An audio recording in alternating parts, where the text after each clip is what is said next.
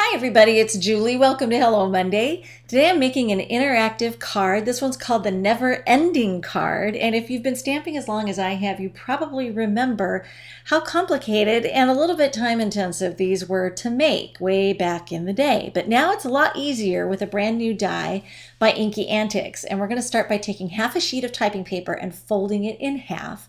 And then I'm going to set my die up. You want to work with the decorative side of that die. Do you see where those decorative elements are? That's going to be the guide to where we need to align the fold line. So the fold line is going to get positioned just right inside the cutting edge, the cutting line of that particular side of the die. And you'll see why once we go through and send it through the Big Shot. But we're going to use some Post-it tape there on the die to help keep the paper in place so it doesn't shift or move at all. So it's really important that that paper stay in place. So we'll send it through the Big Shot. And there you can see, because it was just inside that cutting line, it actually cut a square opening into the typing paper. And it's going to be hard to see, but there's also score lines from the die that are embedded there into the typing paper. And what I need to do now is reinforce those fold lines. So I'm just going to crease them. It doesn't matter which direction I fold the paper. I just want to make sure that I am reinforcing and creasing those fold lines so that they're very crisp and very sharp. So I'm just going to go ahead and rotate this paper along all those fold lines and just make sure they're all reinforced and very crisp.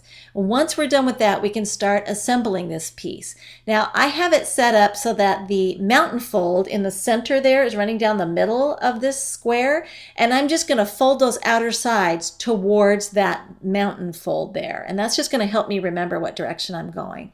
So I'm going to take some adhesive, and I'm just using Glue Glider Pro, but you could use the Be Creative tape or whatever you have.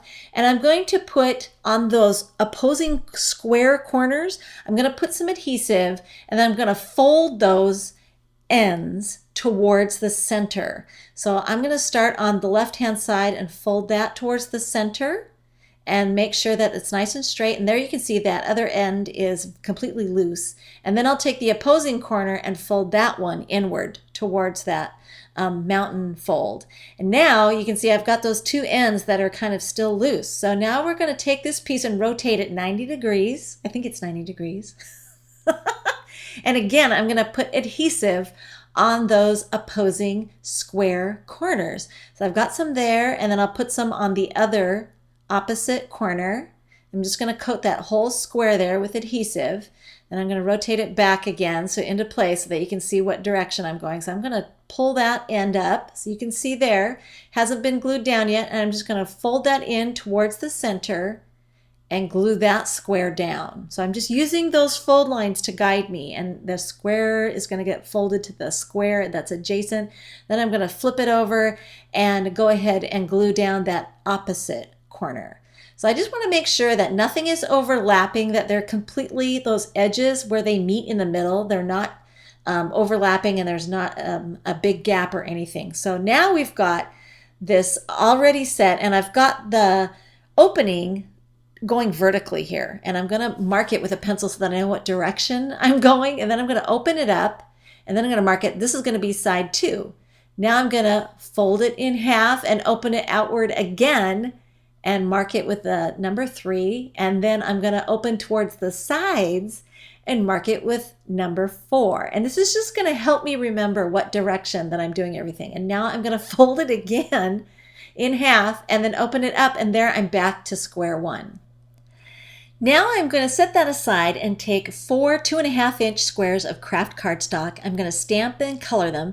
I'm using a great set called Joe to Go by Tailored Expressions. It actually has some dies. I'm not using the dies today, but it's a super cute set. And I'm going to color them in with the Pip Pastel pencils by Faber-Castell. I love these pencils. I love the look on craft cardstock, and they blend out really fun and have kind of a chalky effect to them. So I'm just going to very quickly speed through this.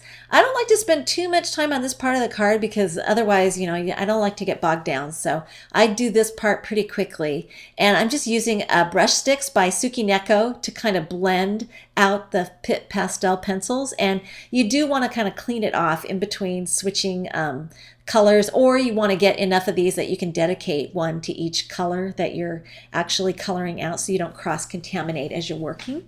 And then you'll want to seal that. Now, I didn't do that step at this particular stage of the game, but you will want to seal the Pit Pastels with some matte finish spray.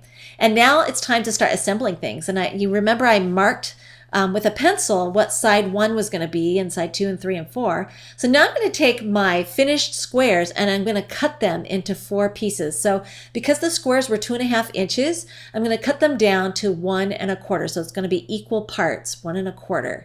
And I like to actually, so that I keep track of everything, I do one panel at a time, because if I start cutting everything apart all at once, sometimes I goof up. So just take it from me. It might help to just do one panel at a time.